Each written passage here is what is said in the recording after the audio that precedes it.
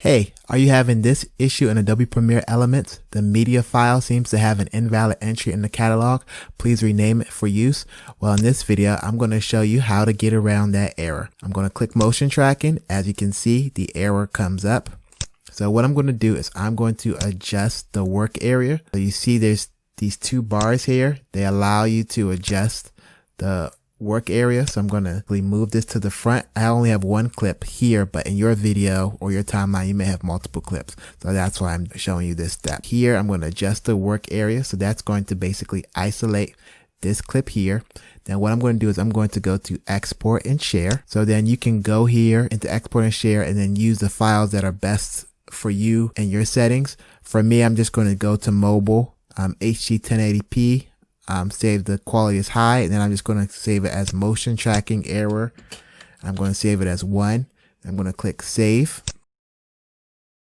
All right, so I'll export the file. So now I'm going to bring it back into the project work area. So now what I did, as you can see here, this is the new file that I brought back in. So basically I took the file, just saved the file using Adobe Premiere Elements 2020.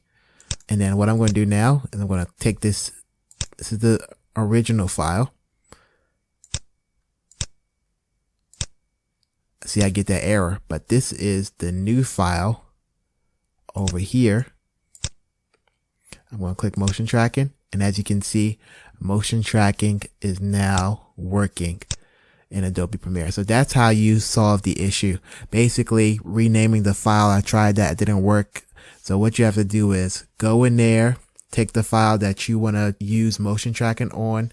If you have multiple files in your timeline and that file is giving you issue, and then what you want to do is you want to adjust the work share area to that file. As you can see here, I have it adjusted on both sides. Adjust the work share area to that file, export the file, save it, and then bring it back into your project, and then you should be able to apply motion tracking because now you save that file using Adobe Premiere. So it has the properties and it's formatted to the settings that you have in your current project. So you should be able to use it. So if you got value out of this video, click the like button, comment, let me know if it worked or if you have a better way. And I recommend you check out my Adobe Premiere playlist where I have some of my other videos. Thanks for checking out this video.